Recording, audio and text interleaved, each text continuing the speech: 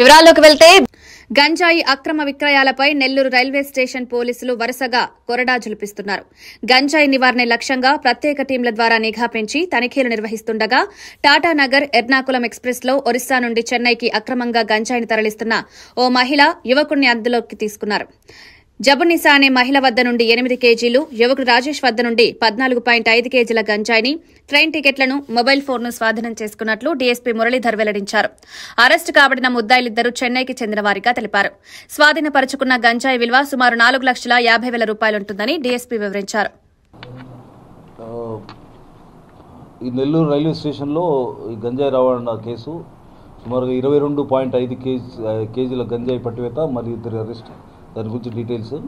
ఈ గంజాయి అక్రమ రవాణాలో కఠిన చర్యలు తీసుకోవడంలో భాగంగా ఈ Guntakal railway police NDPS nodal officer అయిన నేను, రైల్వే డీఎస్పీ అయిన నేను, నా ఆధీనంలో మన ఐఆర్పీ ఇన్స్పెక్టర్ గారు సుధాకరు, ఎస్ఐ హరిచందన, మన railway RPF inspectors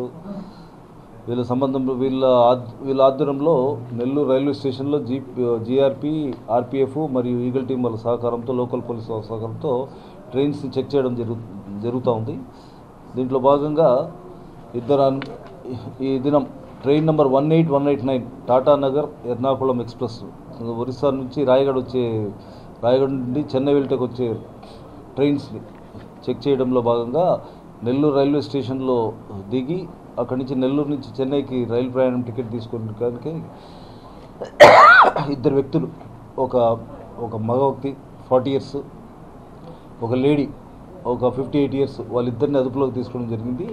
railway platform మీద వాళ్ళ దగ్గర నుంచి సుమారు ఒక 3 బ్యాగ్స్ స్వాధీనం చేసుకోవడం అయింది. వాళ్ళ దగ్గర ఆ బ్యాగ్స్ చెక్ చేయగా ఆ మూడిట్లో 12 ప్యాకెట్స్ సుమారుగా 22.5 కిలోల